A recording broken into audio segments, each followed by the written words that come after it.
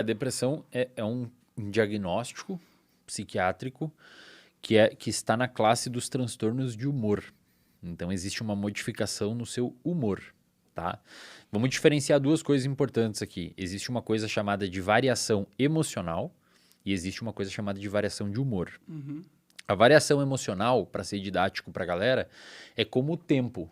Então, hoje está chovendo, amanhã pode estar sol, depois da manhã pode estar frio, depois calor. Então, varia muito dentro de uma semana o tempo. Aham. O humor, que é pelo jeito que você está relatando, é como se fosse o clima. Então, no Brasil, um clima tropical. Você, talvez na sua vida, você tenha um humor mais deprimido. Sim. Isso é importante falar, Monark, porque a galera em casa muitas vezes fica 2 ou 3 dias muito mal e acha que tem depressão. Uhum. Na verdade, o que aconteceu foi uma variação de humor. Perdão, de emoção. Sim. Depressão é quando essa variação emocional perdura no tempo. Você tem manuais para fazer diagnóstico de depressão e você tem que cumprir alguns critérios por um tempo específico, numa intensidade específica. Não é qualquer variação de emoção que se caracteriza como uma depressão. O nosso humor... Então, ponto. Esse é um primeiro ponto. O segundo ponto. Existem vários tipos de gradação de humor. Existe o humor eutímico, que é uma pessoa normal, uma pessoa com humor ok, normal. Existe o humor hipertímico, que é uma pessoa pra cima, então uma pessoa muito agitada, É o extrovertido, não? e o cara muito pra fora, quer sempre fazer, sempre tá com muita gente. E existe o humor distímico, que ela é uma pessoa naturalmente um pouquinho mais deprimida, não chega a ser uma depressão profunda, embora eventualmente pode descer para uma depressão profunda, mas não chega a ser uma pessoa com humor eutímico, normal, assim, é uma pessoa que está um pouquinho abaixo. Um pouquinho mais triste, os dias são um pouquinho mais cinzas, não é uma coisa tão animadora, e a vida ela é um pouquinho menos... Mágica? É uma parada meio assim, exatamente Pode isso. crer. E aí o que acontece? Essa pessoa que tem um humor distímico, um pouquinho mais para baixo, ela está muito mais perto de descer para uma depressão. Então, eventualmente, um estresse, eventualmente uma mudança agressiva em alguma coisa na vida, pode fazer com que a pessoa desça para a depressão. A pessoa que está hipertímica, que é muito agitada, ela está muito mais perto de abrir um quadro que a gente chama de hipomania, que é um quadro característico de um transtorno de humor, também chamado transtorno bipolar, que a pessoa fica muito para fora. Então, compra mais, fala mais, a autoestima sobe, que pode ser, inclusive, danoso para a pessoa. A pessoa fica muito impulsiva, né, cara? Sim, sim. Vai muito para uso de substância, eventualmente fica agressiva, irritada, etc. Interessante. E aí, o que a gente sabe hoje? Para modificações no humor, não na emocionalidade, no humor. Emocionalidade, você pode acordar felizão e alguém bater no seu carro ao meio-dia e você tá puto, e triste, e depressivo, e mal. Isso é uma alteração emocional. O humor, para você cair o seu humor, hoje a gente sabe que uma das principais coisas que afetam o humor para baixo, para cair na curva, é o estresse. Dos principais fatores de risco para a depressão, cara. Muita gente não sabe disso, mas o estresse, principalmente o crônico, quando você fica muito tempo estressado, e você não tem maneiras de manejar esse estresse com uma rede de apoio, isto é, pessoas que gostam de você e estão ali para te ajudar, com algum tipo de hábito saudável, como exercício físico, sono em dia, etc. Se o estresse persiste, a tendência é que a pessoa deprima. Você vê na clínica, muito, muito normal, a pessoa chega na clínica de psicologia e ela tem um quadro de ansiedade / estresse, problema no trabalho, um monte de pica para resolver, não sei o quê. E aí a pessoa começa com o tempo a gerar uma coisa que a gente chama, e você mencionou antes, que talvez é isso que pode ter acontecido com você com o tempo, a gente chama de anedonia. O que significa anedonia? A pessoa não tem humor deprimido, ela não é aquela depressiva, mas ela perde a capacidade de gostar das coisas que gostava antes. Ela não curte mais jogar. Até joga. Os amigos chamam pra ir numa pizzaria ou pra jogar um futebol e tal. Ela não vai. Cara, se insistirem muito, ela vai, mas não gosta. Não é um negócio que ela, vou lá fazer, tô louco pra que chegue nisso. É uma pessoa que fica anedônica. Ela perde a sensibilidade de sentir prazer com as coisas que normalmente sentia. Se falar uma parada, você usa substância. Uso. Né? Não é novidade. Várias.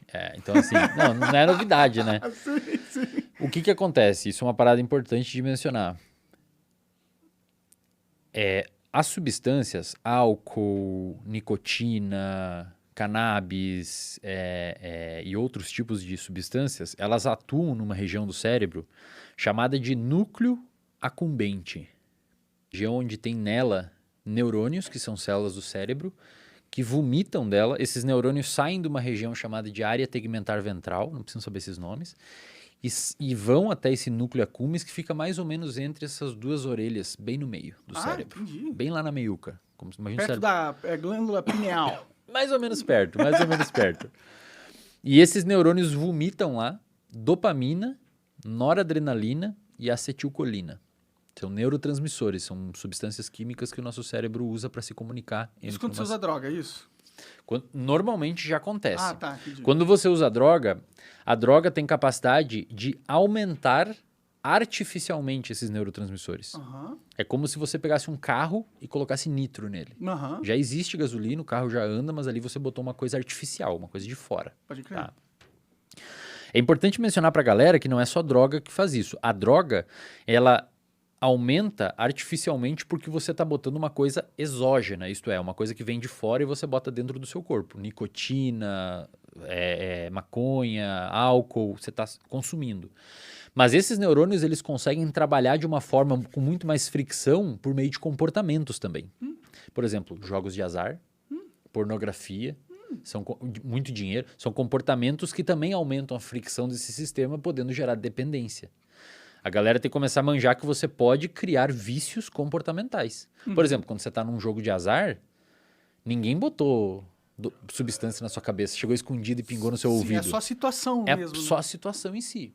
E aí tem pequenas coisas que aumentam isso de um nível que pode não chegar a ser viciante, mas que engaja mais a pessoa. Por exemplo, quando você gamifica alguma coisa, tipo, por exemplo, rede social é gamificada. Tudo, O YouTube, a vida é você tem os indicadores, aí fica vermelhinho, aí fica verdinho, e isso, cara, isso aumenta essa produção desses neurotransmissores nessa região, te gerando motivação para você fazer mais. Pode crer. Tem uma pesquisadora norte-americana chamada Nora Volkow. Ela é uma pesquisadora que trabalha muito e trabalhou muito a vida dela com adictos, com pessoas que têm problema com substância. E essa pesquisadora estudou o cérebro dessa galera por meio de ressonância magnética funcional, exames de neuroimagem, e ela queria ver como que funcionavam esses circuitos em pessoas que usam substância. Primeiro ponto, para entender. No nosso cérebro, os nossos neurônios conversam por meio de sinapses. Talvez você já tenha ouvido falar esse termo. Sim. A sinapse ocorre de que forma? Elétricos. Exato. Só que esse choque elétrico, ele é mediado por sinais químicos. Então você tem os neurotransmissores, que são químicos, e eles se traduzem em um choque elétrico. Porque tem uma movimentação de íons e esses íons têm cargas. É muito louco. O nosso cérebro, se eu botar um aparelho para medir eletricidade, eu vejo milivolts no seu cérebro. Igual na tomada, só que na tomada é volts. Entendi. Só que é muito menos. Porque tem íons lá e tal. Olha como que funciona uma sinapse básica. Você tem um neurônio pré-sináptico, você tem um neurônio pós-sináptico. Esse neurônio pré, ele vomita neurotransmissores e esses neurotransmissores se ligam em receptores aqui. E aí, uma vez que se ligam nesses receptores, eles abrem os receptores e entra íons. E aí, a transmissão é levada para frente. Quando você usa uma substância, a substância, ela bloqueia a recaptação desse neurotransmissor para dentro desse neurônio. Então, o neurotransmissor faz o que ele tem que fazer e ele volta por uma portinha aqui para dentro para ser liberado de novo depois. Só que a substância bloqueia essa portinha. Aí o neurotransmissor fica mais tempo aqui. E se ele fica mais tempo aqui, ele fica mais tempo agindo. O que a Nora Volkow mostrou, cara? A Nora Volkow mostrou que quando você pega uma pessoa que tem uso de substância de forma agressiva... Eu não tô falando isso porque eu tô aqui com você, tá? Eu tô falando porque é uma parada... só pra você ter noção. Que faz parte da minha vida. E às vezes a galera também é importante. Que merda eu me meti de usar tanta droga. Você tem um público muito adolescente e tal? Não. É uma galera... A minha faixa etária de mais audiência é dos... acho que é 24 a 35 anos. Legal, maneiro. Mais ou menos a minha idade, tenho 28. Então, assim... O que a Nora Volkow mostrou? É um estudo publicado numa revista chamada PNAS, uma das melhores dos Estados Unidos. Ela mostrou que quando você deixa muito neurotransmissor aqui, muito tempo aqui devido ao uso de substância ou algum comportamento, esses receptores que ficavam aqui, eles começam a ser internalizados. Eles criam um processo de resistência. Então, o que acontece?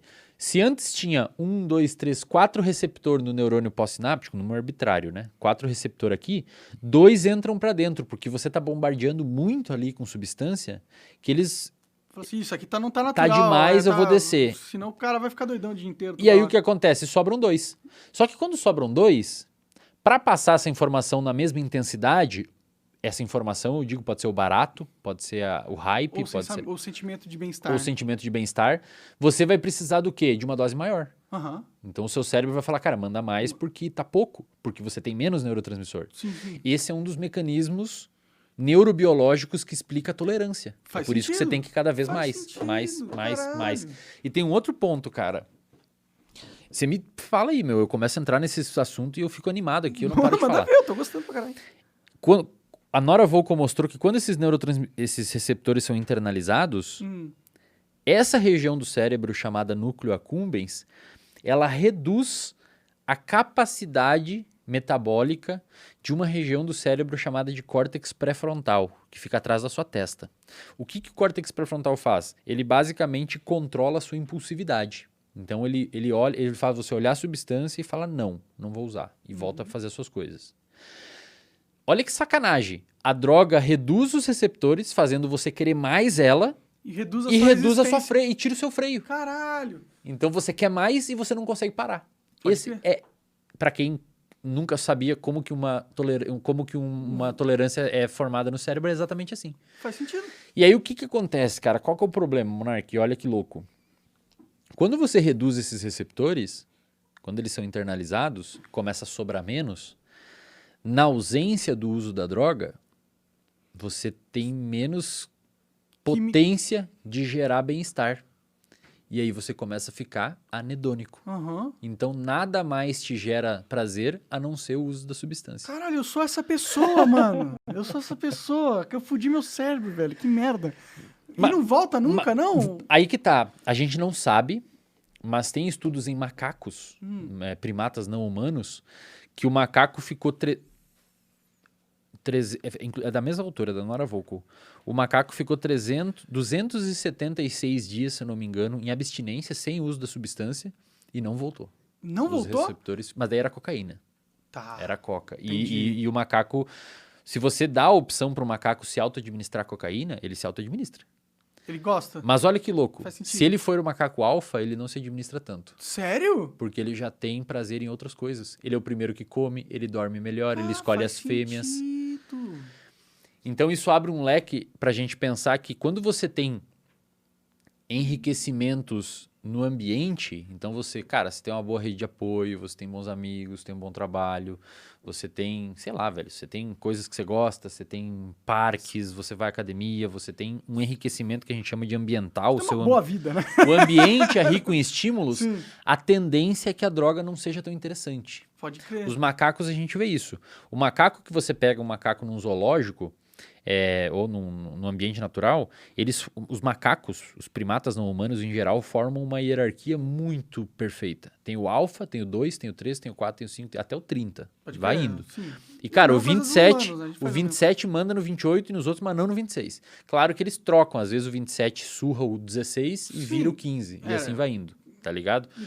Quando você dá pra essa galera, vocês têm opção. E aí, óbvio, o macaco alfa é o primeiro a comer. Ele escolhe as fêmeas, ele come, bota um monte de comida, ele come, o resto come o que sobrar. E ele que é o líder e escolhe onde vai dormir, não dorme na chuva e tal. Quando você oferece a opção dele se auto-administrar em cocaína, o macaco alfa é o que menos tem interesse. Porque ele meio que já tem, né, cara? Faz sentido. E olha que louco. Agora a parte que é mais interessante. Quando você olha o cérebro desse macaco alfa, ele tem mais desses receptores. Ou seja, para ele... É mais fácil ficar no bem-estar também. Exato. Caralho, que merda. Então qualquer coisa é bom pra ele. Ele não precisa da droga. Porra, eu nasci um beta então, velho. mas, cara, você entende o poder desses estudos, Monark? Eles explicam muita coisa legal, cara. Sim. Porque o que você vê que a pessoa que começa a usar muita substância? Ela começa a perder o interesse nas paradas, cara. É verdade. Assim, Muita coisa que antes era eu vou ir legal. no jantar de família se eu posso só... Imagina qual é a graça de ir numa academia pro cara que usa uma droga muito pesada. Não tem graça nenhuma, É velho. monótono, O né? jantar em família não tem graça, os amigos perdem a graça, aí a pessoa começa a ter prejuízo social e tal. Sim. Então, e o oposto também O que aumenta a chance dele querer mais droga, porque Exato. ele não tá numa condições onde ele tem uma situação onde esses neurotransmissores são produzidos Exato. naturalmente. E, cara, e esses estudos neurocientíficos podem ser utilizados para embasar políticas públicas.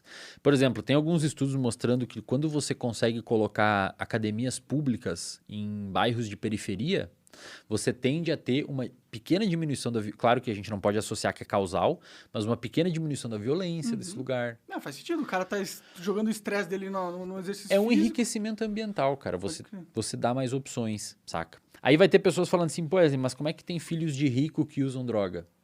Mas aí existem outros fatores. Às vezes a droga é valorizada no contexto onde Sim, ele e tá. outra, só porque o cara é filho de rico não quer dizer que ele tem uma vida boa. Né? Exato, perfeito. Às vezes os pais, de tão atarefados que estão, não estão nem aí pro cara. Sim, sacou? Então eu acho muito foda, cara, porque quando você vê, o estudo em humanos mostra que quem usa muita substância reduz esses receptores, gerando uma tolerância e uma busca cada vez mais por prazer. E quando você olha em macacos, aquele macaco que precisa de menos substância, que quer menos substância, ele tem mais receptores. A conclusão geral disso, que a gente pode tirar, é: tente obter o máximo possível de prazer de coisas simples naturalmente. para você tentar não deixar o seu cérebro muito exigente. Pode Porque crer. senão você bota num lugar e aí entra outros problemas, cara. Vou dar um exemplo para você.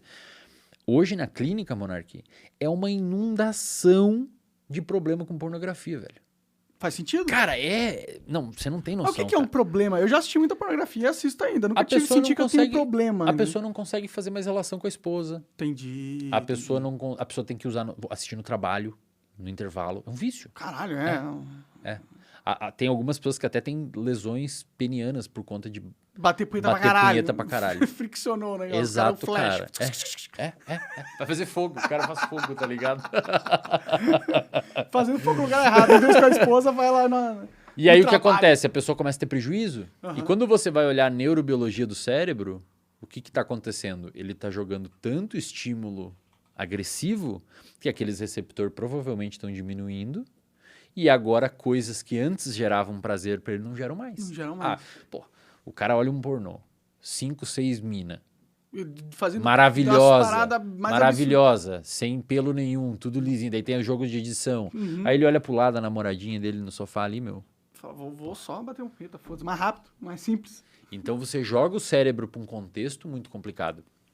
E aí, voltando lá no início da nossa conversa, lembra da neuroplasticidade, a mudança do cérebro? O seu cérebro vai mudando para aquele lugar, cara. Vai acostumando com aquilo.